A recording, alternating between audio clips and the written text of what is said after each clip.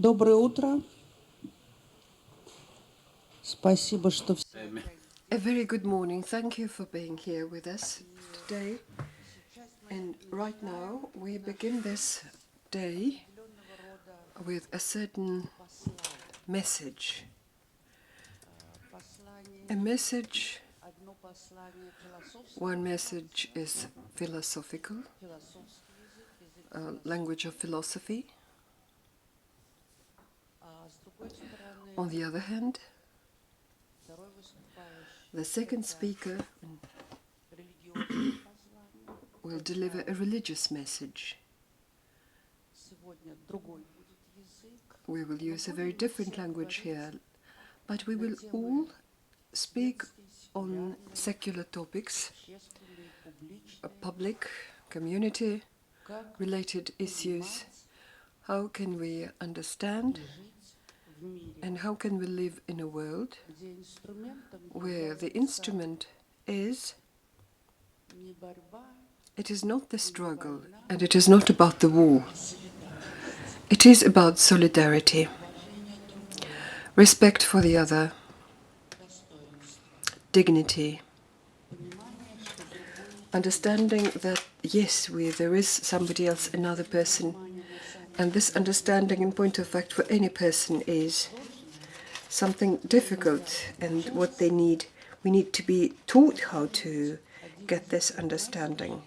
Maybe one of these messages will be just working so that we could feel that the other one is there. Everyone keeps saying that liberalism is dead, liberalism is non-existent, and so on and so forth. I would rather interpret it in such a way that nothing really died. If you have this feeling that you've got the other in your life, and I have to make myself try to accept somebody else's point of view, then liberalism in me will never die. But if this is something that I do not want to accept and adopt it, well, it was never born. Things are much more simple and much more sophisticated. First, I would like to give the floor to Inna Berezkina. She is the author. She authored these sessions, and on the other hand, I cannot really, because I am wife to my husband, and he now will have the word of a philosopher.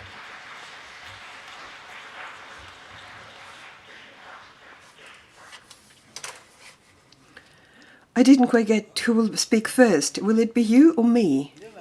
Lena. Is she supposed to say something?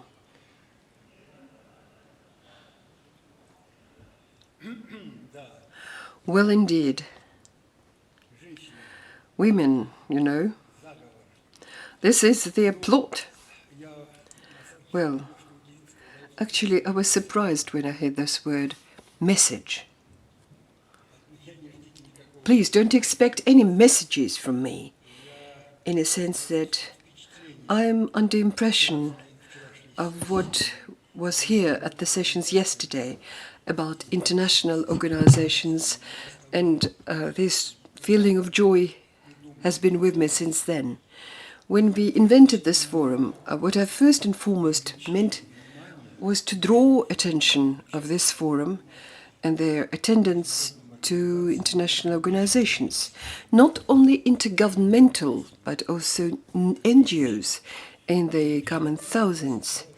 Yesterday, as I see it, we had a fantastic session dedicated to international organizations, and I believe the session yesterday brought us closer to better understanding of this idea that if we need to get out of this crisis, which we all of us feel fell upon us, then we should first and foremost enjoy support of the existing infrastructure. We should get support by from the people who work for this organization. Of course, yesterday we discussed the bureaucratism, the spirit of red tape, which is inevitable. 70 years ago, this is where it all started. Over 70 years, well, people turn 70, or maybe people should become wise in life, not so much bureaucratic, but and they just feel powerless in many ways, other than your head might be working well, but you feel frail because you're not that mobile. So on the one hand, I feel joy, but at the same time, I'm sad. Sad because maybe I graduated from the School of History in Moscow University. It was long ago, 1962. That was excellent time. I joined after the 20th Party Congress that condemned Stalin's purges in 1957, and that high hopes we had on the awakening, on the liberation, as we thought would happen from the horrendous past, which I personally learned from my parents only when I was at leaving high school, because my parents would conceal the truth from me. We always seek truth, but they concealed it from me, that they had to flee the place where I was born. I was born near Yekaterinburg in the Urals, in Revda. And my father, I won't tell you the story how it all happened, but they basically fled the places when I was 7 or 8, just grabbing me, and they left for nowhere to eastern Kazakhstan, because my father, if they hadn't gone, he would have been arrested for sure as an enemy of the people. And I got to know about this again when I was leaving school. Everyone keeps saying, everyone was not aware what went on in the 1930s. Oh yes, they did. Moreover, when I went to Moscow when I was a university student, I went to the Lenin Library after studies, and I looked up the journals and magazines published in Russia, newspapers starting with the early 20th century, and I looked at the Bolshevik magazine. Beginning with 1936, every issue of the Bolshevik published a list of the sentenced and arrested enemies of the people, because Soviet power never concealed that it had class enemies. Marxism, Leninism as a class ideology infected half of the world.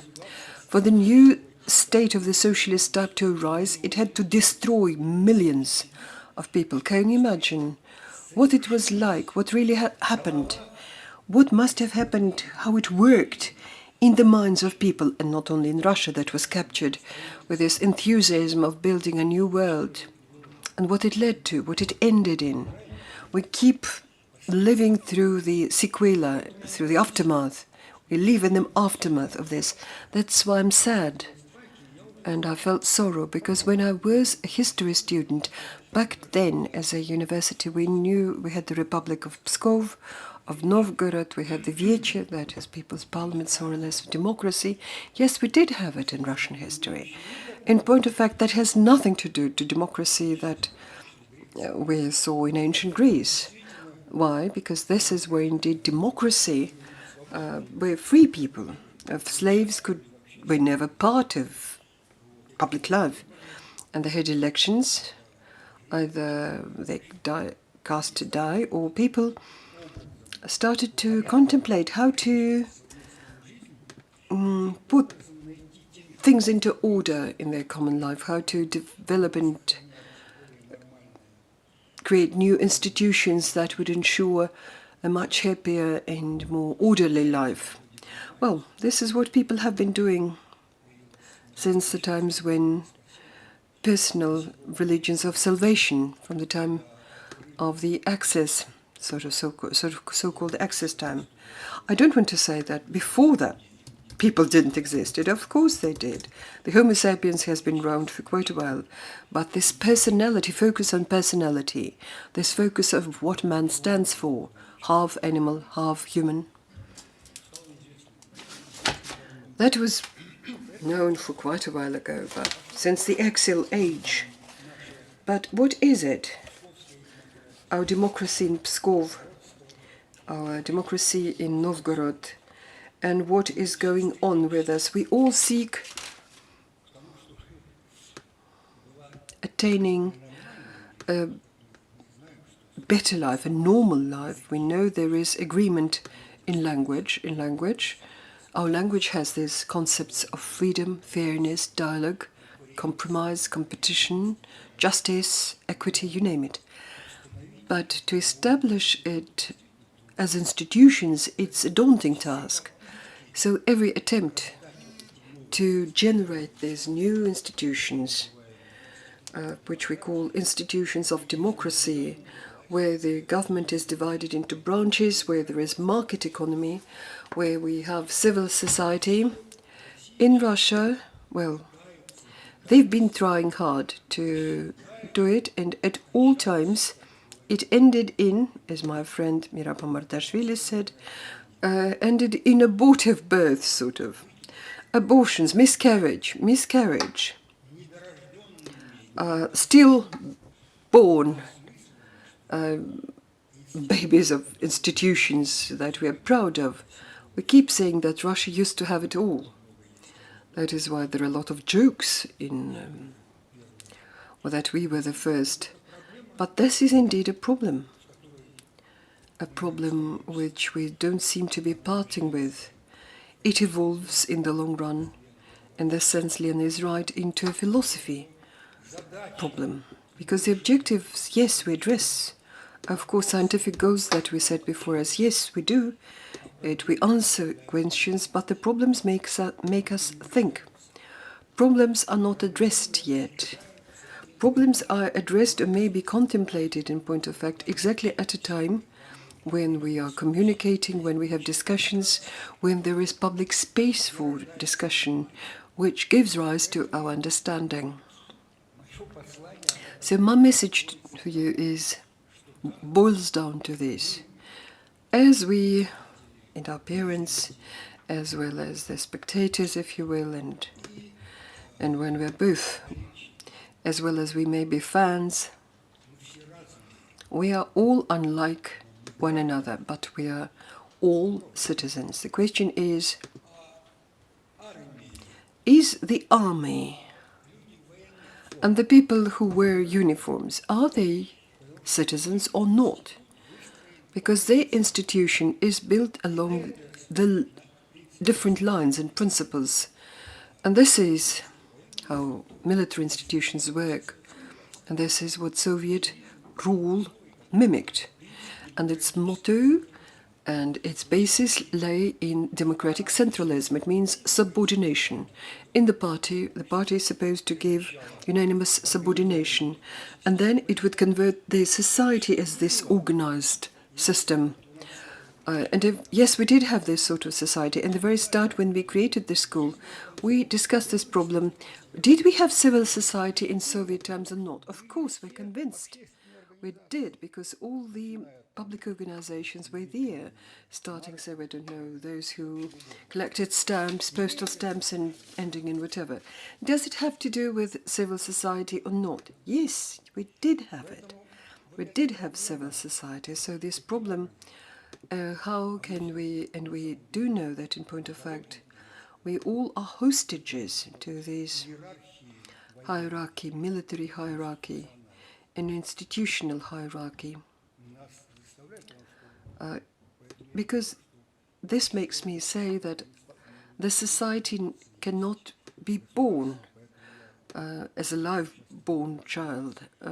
That's why I keep saying that all the parties Russia has are just descendant from the state, unlike, say, from Germany, where they have Christian Democrats, Social Democrats, but could we have like such parties as Fair, Equitable Germany, United Germany, Germany Forward? Well, it sounds really weird. Even when I pronounce those words, it's strange to hear such names. But this is what the life we live in. And if this is all generated and belonging to the state, then inevitably we profess principles of democratic centralism. The principle of co-subordination. We should report to our superiors and we should do what they, I wouldn't say they order us. No, they don't. We are driven to believe that this is what we do when they adopt laws on foreign agents. Where about 40 in the last 80 years, over 40 laws were passed which turn us, the so-called civil society, turn us into foreign agents. So this is a real problem that exists. And the school we invented some 27 years ago, we began with, first we wanted to make young people who work for the institutions of power in the State Duma, in Regional Duma, in Oblast Duma, and we thought we would invite people from Europe and from America, so ministers, deputies, their peers, so that they could talk at a round table. Usually we used to have round tables, very much like here at this forum. And it's not every day here, but during the week when we held the seminars, we heard this silence, loud silence in the room during discussions, when you could feel that we saw this mutual understanding evolving, mutual experience which people never could part with when they left school, because we couldn't really continue to meet people. People would get back to where they worked, where they lived, but they could never abandon the spirit, let me call it agreement, we would call it friendship, we might call it solidarity. It inevitably rises very much like it is the case in the theatre. When you see a good show, that is why art is there. There is some form that exists. And we have here Denis present here. I once mentioned in passing that Niraban Bardashvili once said that whatever we talk about, we in Russia, as we recall the times of Republic of Pskov, philosophers usually begin with their discussions with quoting Aristotle and appealing to, and Mirab, for this matter, was saying jokingly, it just uttered it as a joke. Whatever you discuss, you always get into the iron bottom of Aristotle. It's not Plato, it's Aristotle, as he thought, because, in point of fact, it's a very simple thing, but there are many schools of philosophy and languages as developed as mathematics. We live in a language within a language. And yes, indeed. Yes, this iron bottom of Aristotle is because he introduced these concepts of categories. Plato adopted this notion of idea. Here's a famous cave where people sit, those who are tired and cannot turn away from what they see, these reflections on the wall, where they are in the cave where they sit. They see shadows. They don't see clearly, as Kant would have put it, distinctly. They do not see what they see. They only see shadows. And then Plato says, and it turns out that these are shadows that are reflected from the light, and ideas, it is which? Idea of a public good. Usually we say that the idea of public good, no, it's not, it's idea of good.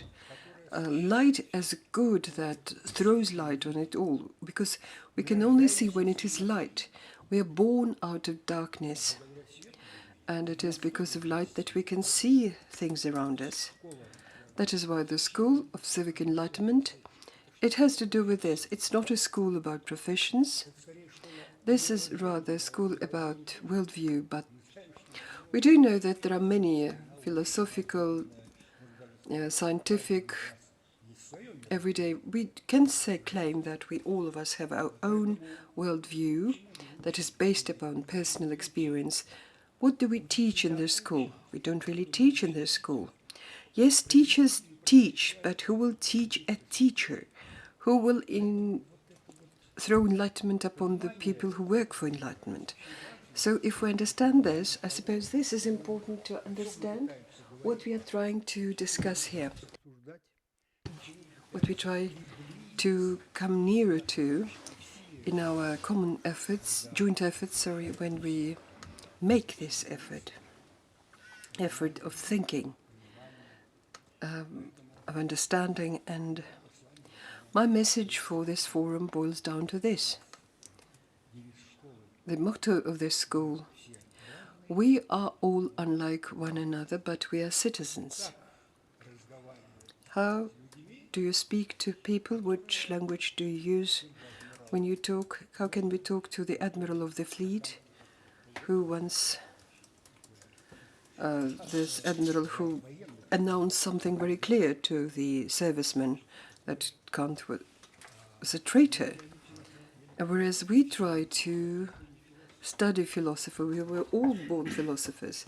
There's professional philosophy that discusses problems, whereas we try to work on down-to-earth subjects and we raise questions. So if right now I ask you a question, if somebody is keen to answer this question, because I will be very happy, because this is very important for me. Recently a book was published known as Liberal Lexicon. One of these authors is father of Alexander Shmelyov, present here. And I think it is important that the book has been published.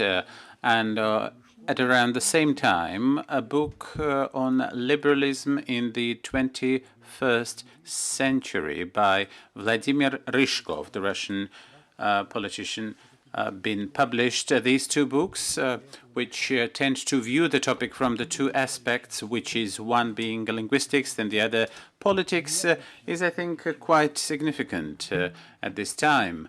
And when I opened the book, I indeed saw that the language, as we pretty well know, that Slavic languages, of which one is Russian, is indeed a treasure trove of assimilation and borrowings coming from Latin and Greek.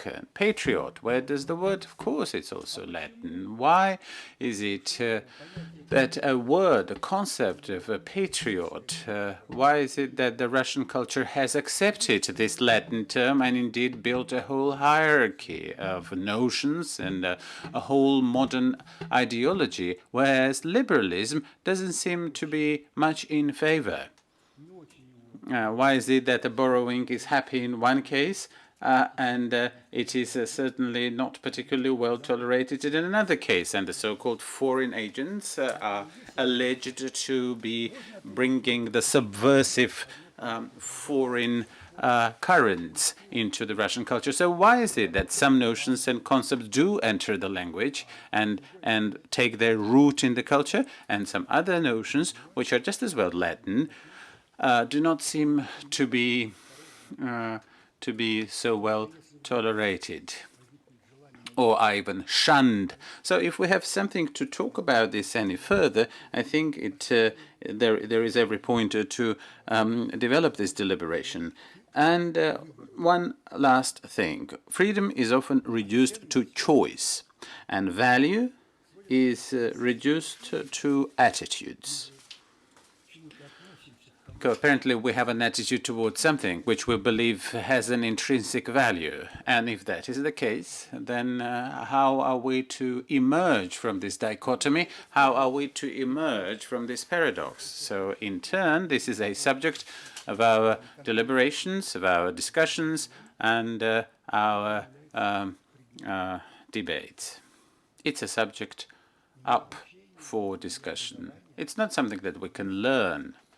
It's something that we can only deliberate on. And this is in the focus of the School of Civic Enlightenment. apart from the big seminars, grand seminars, which we have every year, we also have the advanced program.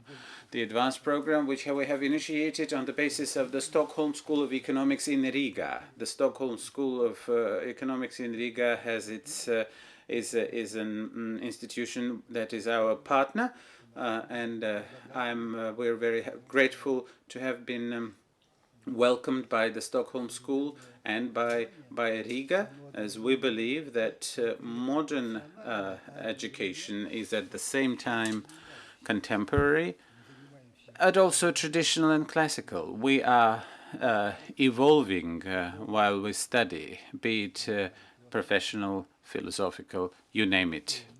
What is us? What is human? Thank you very much.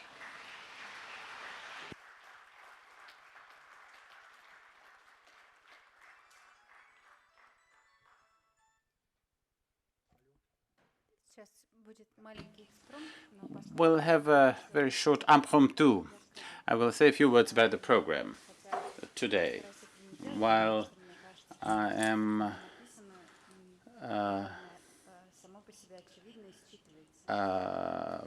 I think the program is self-evident, but if somebody may feel that we have just general topics, media, politics, and that maybe the next address will be on religion, but that's not probably the case, because whatever we name in our agenda are the various different viewpoints from where we try to look at humans. And Yury Senokosov often says that the language has everything, that the language has indeed contains all notions, and that there is nothing new under the moon, as the preacher tells us. However, every morning we wake up to something new. We wake up to a new language. We wake up to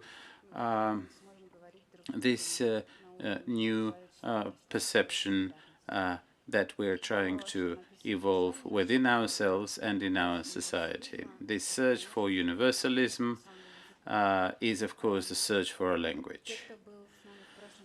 Those who were with us in last year know Marco Politi. Those who are here for the first time are in for Marco Politi.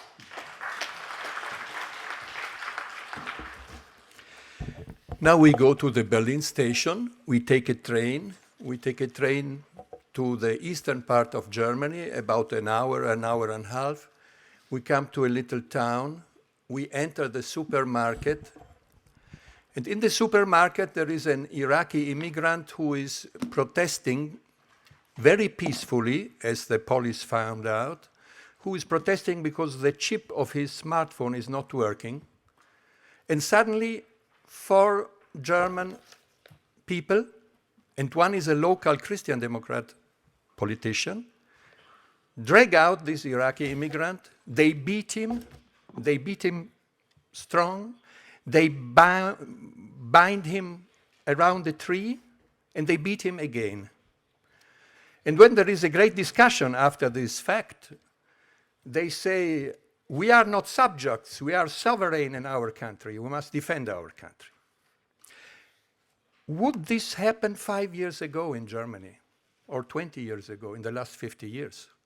Or would it happen like it was in the year 2018 in Italy, just when a new government came, and for the first time a right-wing, nationalistic, xenophobic party, the so-called Liga, had the vice prime minister? You had, in the summer of 2018, 2-3 months full of bloody aggressions against immigrants, with shooting and beating up.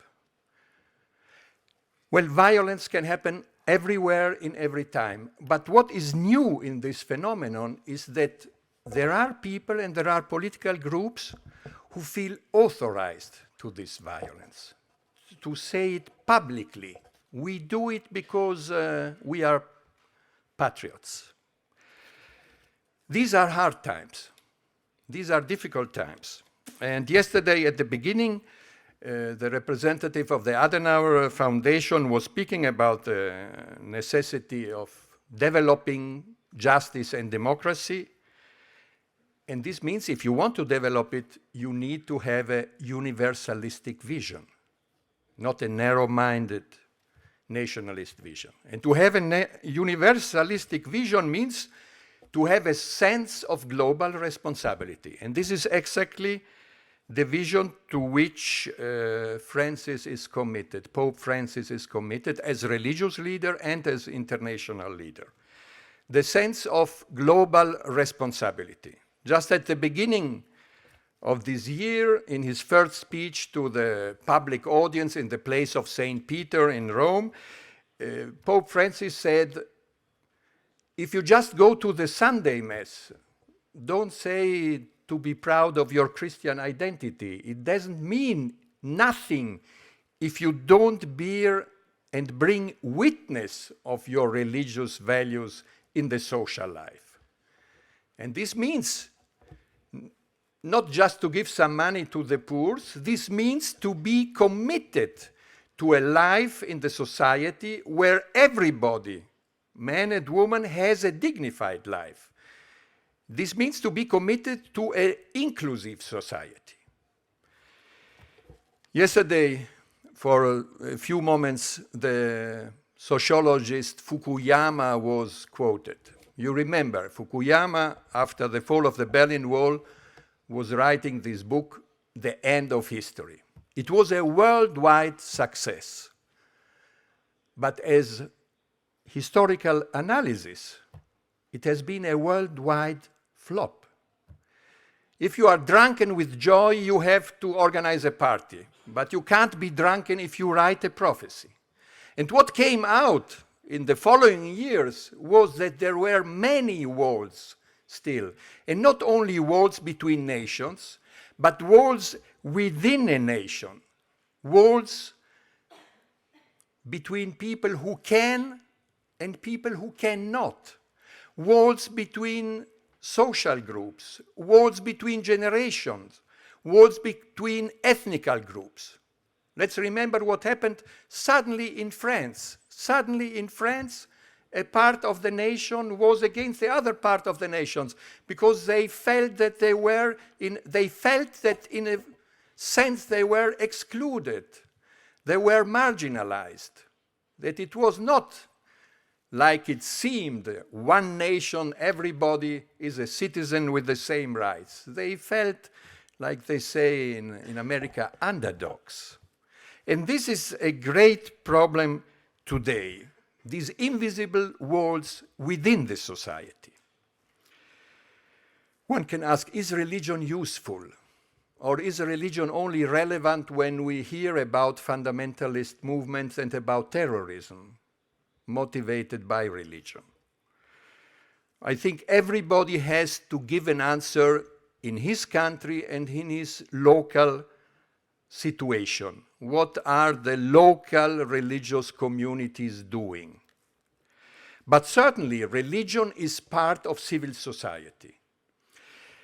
And the Catholic Church has one of its feet very well rooted in the civil society on international level.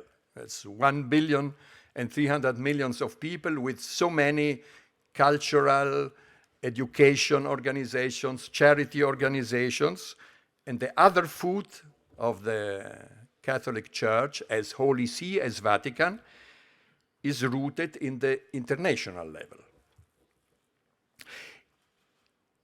I spoke before about this example we had a few weeks ago here in Germany, and it is interesting to see that Pope Francis, as a religious leader and as head of state, has begun from time to time now to speak about Hitler, to remind what happened in the times of Hitler.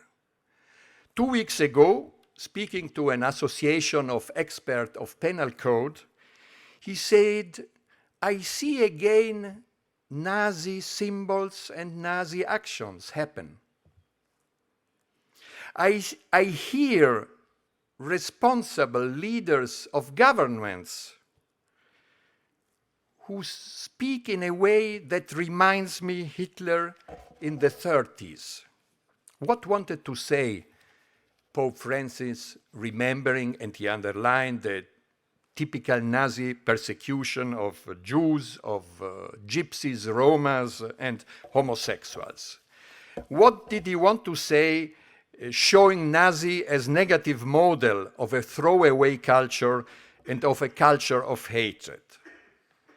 He wanted to say that there is a change of mood in many countries, which goes in the direction of a culture of hatred.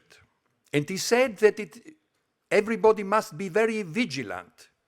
Vigilant in the church institutions and vigilant in the civil institutions.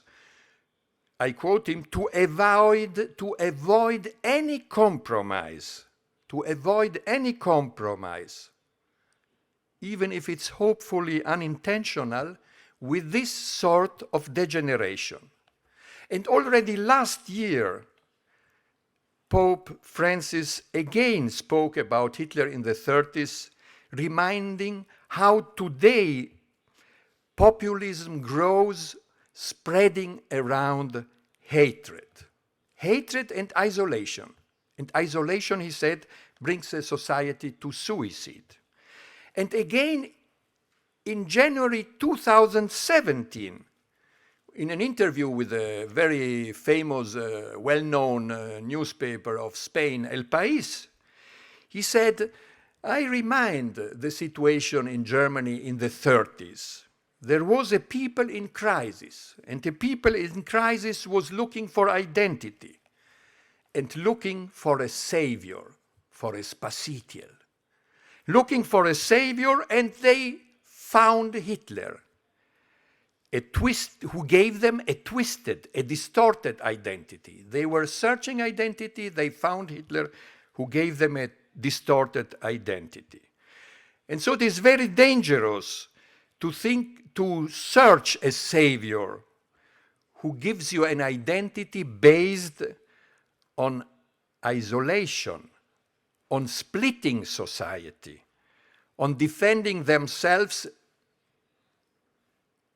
the identity you think you have, with barbed wires, with walls, and with other aggressive means. Because it's dangerous when the fear spreads out and you think that the other endangers yourself and your identity. The Pope has explained very well his thoughts in August 2019, this year, when he said, Hitler reminds me these politicians who say always, we, America first, Italy first, Hungary first. Because a hyper-nationalist trend leads to evil and bad results. What wants the Pope say? The Pope wants to say that a fanatic ideology, which is spreading out in many countries today, and an exalted myth of one's sovereignty brings systematically isolation and hostility against the others. And the other, it can be the other by culture, by religion, or by ethnic origin, becomes enemy. Unfortunately, this phenomenon is today a worldwide phenomenon. Let's think of the coming again in a strong way in the United States of the white suprematism, which is very much fostered by evangelical fundamentalism. Evangelical is different from Lutheran or evangelic confessions. Imagine it would never have been possible in the past, neither with a Republican president or a Democratic president, right-wing president or left-wing president, to hear a president of the United States, like today Mr. Trump, saying to 4 members of the Congress of the United States, go back to your rotten and corrupt countries and don't tell how America must be guided, how must America govern such a mightful country. And let's not forget, 3 of these, they were 4 women, 4 women or of Hispanic origin, or of Arab origin, or of African origin, but 3 of them were always already born in the United States. They were American citizens since the beginning, and the other was another American citizen, an immigrant. It would never have happened, such a speech, such a despising hate speech in the mouth of a president of the United States in the past. Or as we had in Poland in the year 2017, a rosary of 1 million of people on the borders of Poland, from the Baltic Sea to the Tatra Mountains, and one Sunday to pray to defend Poland from atheism and from an Islamic invasion. There is no Islamic invasion in Poland. There is no atheist invasion in Poland. Or like in Hungary, where the Prime Minister Orban says that the Christian values are the fundament, are the base of the society, whatever you think, which is just the contrary of the full respect that a liberal democratic society gives to every religion or to every philosophical thought. We have the same trends, concerning trends in other Christian confessions, in other religions. We have always read about the peaceful sense of the Buddhist religion, but we have in Burma, in Birmania, very strong fundamentalist Buddhist and Buddhist group who are persecuting the Rohingya minority, which is a Muslim minority.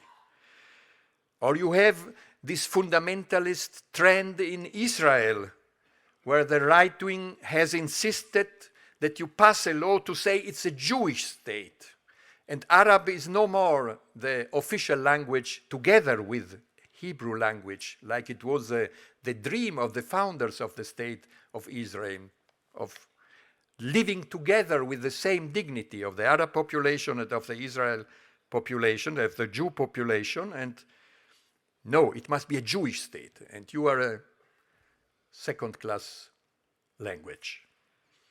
Or we know very well the Russian nationalism linked with the Orthodox Church, or in Italy, as I said before, this action of this right-wing party, xenophobic party, La Lega, the League, which always says Italians first, Italians first.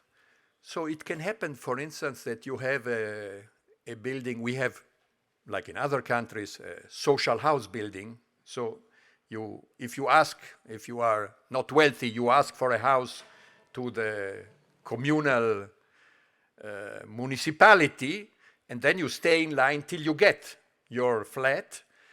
And there was a gypsy family of Italian citizenship since centuries, and they got the flat. It was a man, a woman with 12 children, and the evening that they want to move into the flat, you have a crowd of these right-wing political groups, and from one of these group, they shout, "I rape you," to this mother of 12 children. Again, an aggressivity of language by people who feels authorized today to be so aggressive. This is why Pope Francis in the last years is coming again and again to the example, to the negative model case of Hitler. Not because we have again brown shirts or black shirts or militarized groups going and making Zeke Island so, but because if you split the society with the culture of hatred, then maybe today you don't speak again about the purity of the race. This belongs to the past.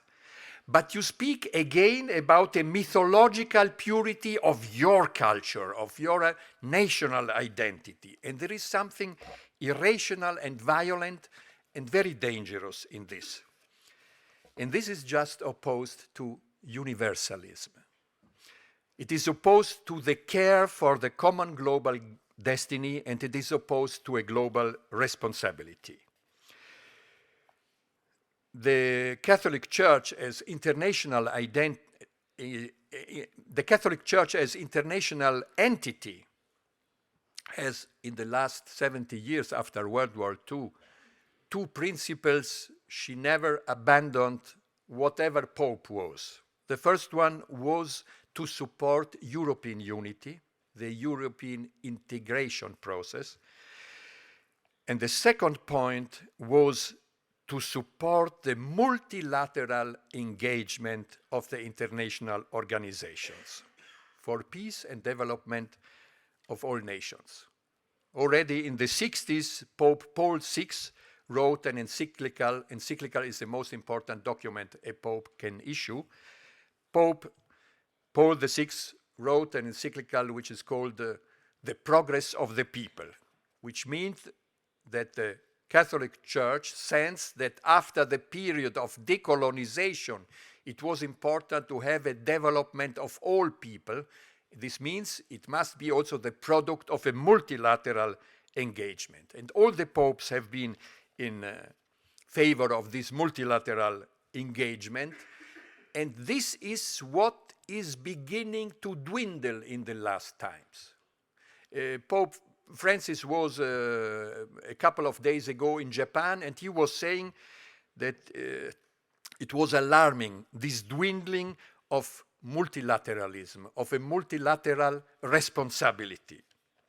The Holy See is concerned about Trump's decision not to vote for the United Nations Compact for the immigrant rights, or for the decision of the United States to withdraw from the climate agreement, or for the decision to cancel the INF treaty for nuclear missiles between United States and Russia. But this phenomenon of I go my way, my country first, you can find it, as I said before, also in other countries. Imagine only President Bolsonaro of Brazil, who in the last weeks were saying, Amazonia is our business. Don't care if Amazonia is destroyed or if you destroy this great resource of oxygen for the whole world. This we first ideology has spread out in many countries. But if we look at Pope Francis as a head of state, not only as a religious leader, as a global player with moral authority, we notice that he doesn't only denounce a situation, but he tries to look also at the roots of the contemporary disease. Because the drift to populism and the authoritarian trends and the illiberal policies and isolationism is a product of a social crisis. Hitler was a product of the social crisis of Germany post-war, First World War I. And this social crisis, this social discomfort, you can find in many countries. Imagine only what has happened in France with the yellow jackets, suddenly. And the culture of hatred and fanatism about one's own identity is just opposed to the global responsibility and cooperation and solidarity and the spirit of multilateralism. Multilateralism is not something abstract. It's to work together on the nations together to resolve conflict situations or to help developments of the countries. Thus, as the nationalist policies have social roots, Pope Francis underscores 5 wounds in the global situations, 5 diseases in the international situations. And these wounds have to be healed with a sense of global responsibility. The first wound is inequality, growing between the nations and at the interior of one nation. The second is the new slavery. You have hundreds of millions of slave laborers in the world. You have more than 25 millions of sex slaves in the world who are moved on an industrial basis from one continent to another. And you have then still the millions of slaves because they have a precarious job. Always a precarious job. The third one is the problem of the migration, how to tackle this problem, how to resolve this problem. The fourth problem is what he calls the Third World War in bits and pieces, where he asks always, not only this is a terrorist group and he has made this and this or assassination attempt, but who pays these groups? Who supports these groups? Who buys the oil from these groups? When, like it was the ISIS caliphate in the last years, they were selling oil from which they had in their territory. And the final wound is an environment issue. I want just to underscore 2 points of these wounds, the inequality and the environment care. Inequality is something very, very real. You know, every year in Davos, in Switzerland, there is a summit of political, economical, and financial leaders, and every year there is a great NGO organization, Oxfam, who is publishing a report on inequality.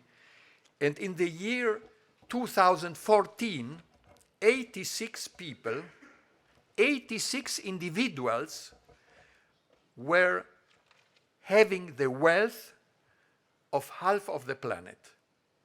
They were having the wealth of 3.5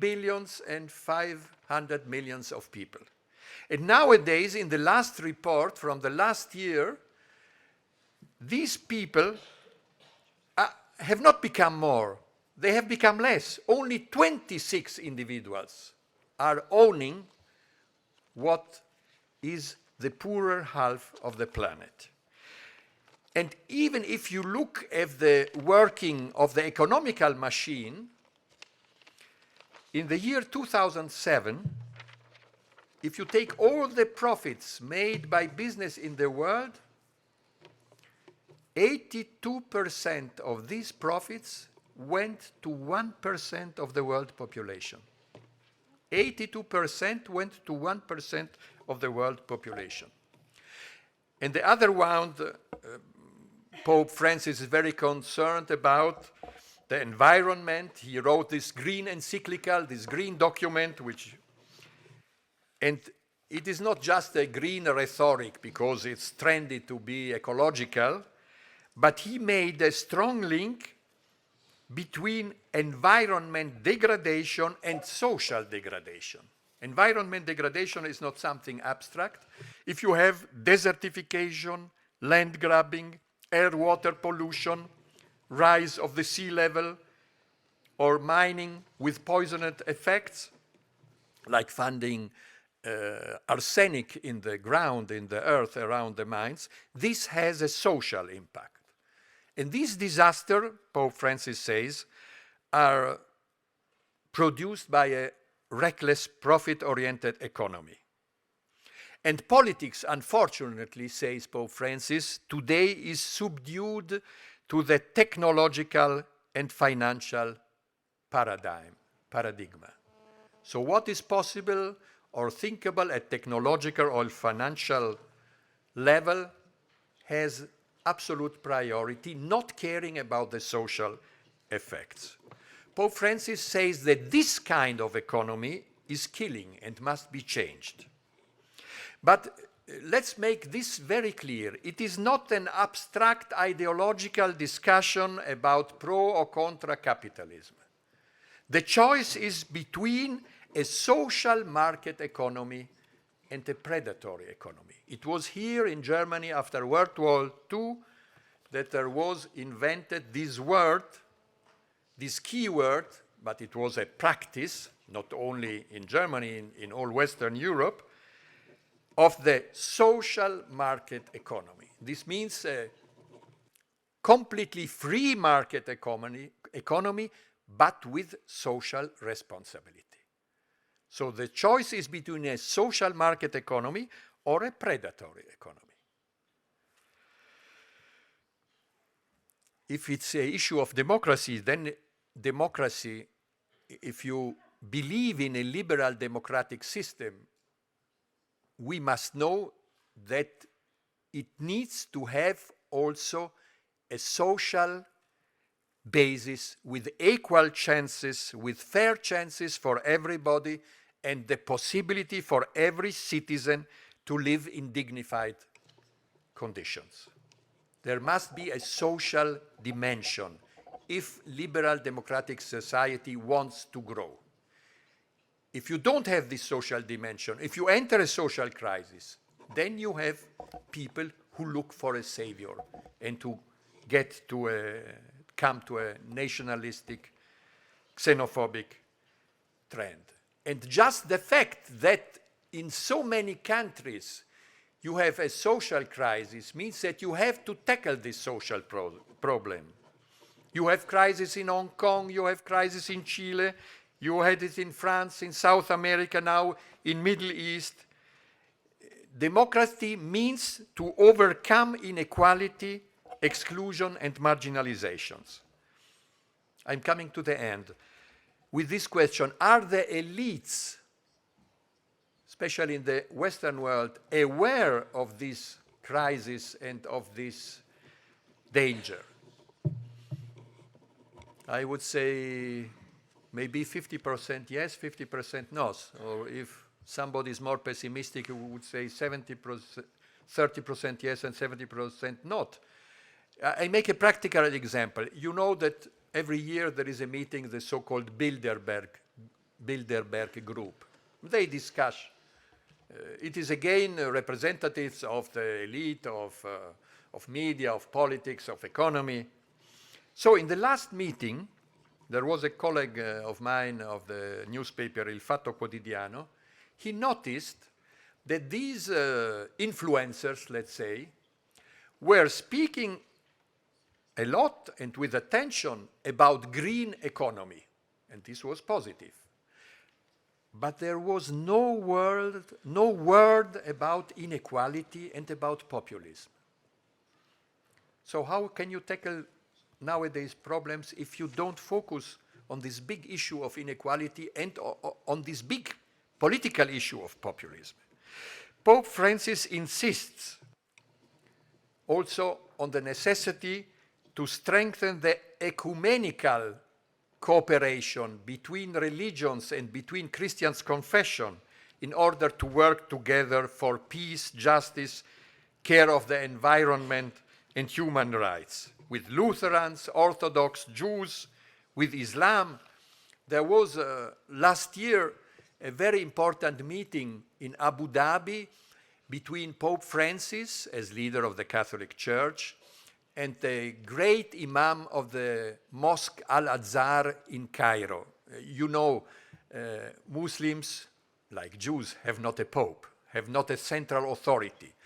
But the old university Al-Azhar in Cairo has a leading role, theological role, philosophical role among the Sunnite Islam world.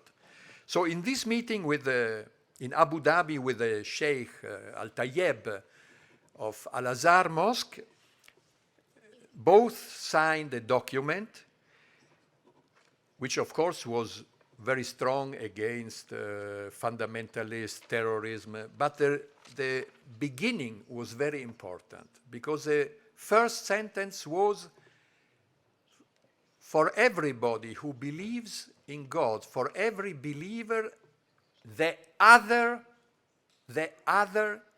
is a brother to love and to support.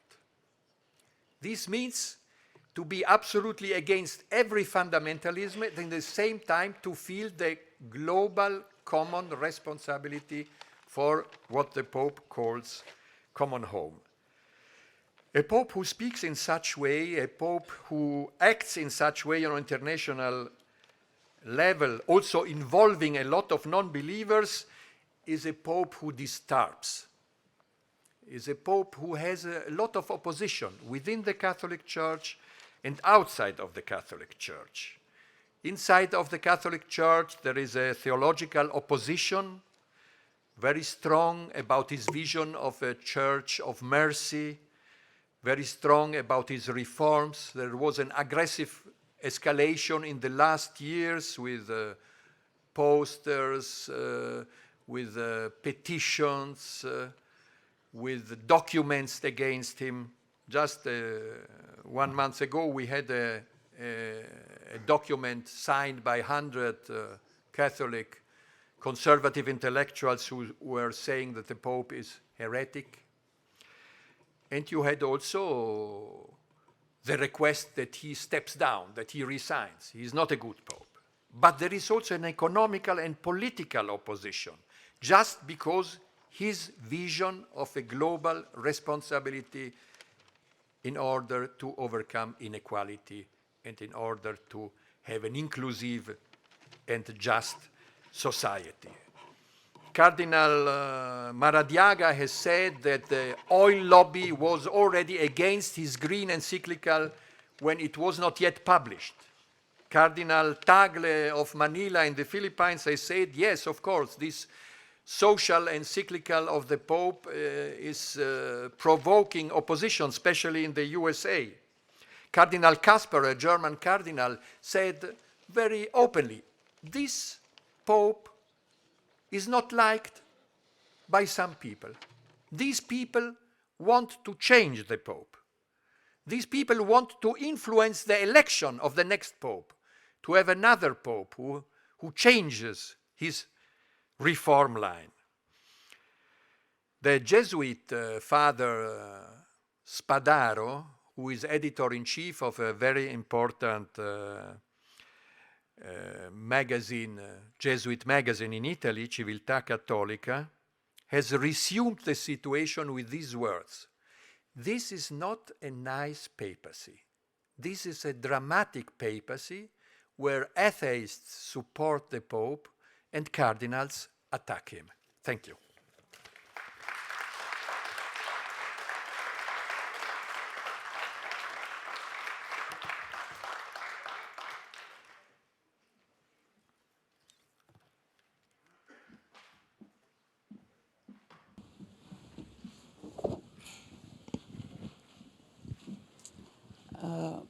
Марко, дорогой, Marco, dear, thank you so much for this remarkable, passionate speech. Much to my regret, we cannot open the discussion, and it seems to me that, indeed, what is there to discuss about? Is there anything to discuss? I'm very happy that we heard this said, this pronounced here at this seminar, at this forum, that this outlook, this view of reality as a social reality, reality that has to do with the other, is also something fundamental for this school, irrespective of which our religious beliefs. That is why whatever Marco said is surprising for the school, is very much relevant for the school, is important for the school, and we would very much want this message, this address, to be heard just because this is exactly what is professed by those who came to this school. Marco will stay here with us. He speaks Russian. He speaks beautiful English. He speaks German. He speaks Italian. So please feel free to approach him, and I suppose you should enjoy this chance. Unfortunately, with much regret, I have to close this session because we need to have a coffee break right now. It will only be 20 minutes long because other experts who are supposed to speak here after this session are supposed to leave, to fly back and are supposed to leave Berlin. So please, I'm sure we will meet Mark again and we will continue discussions at our seminars. Thank you so much.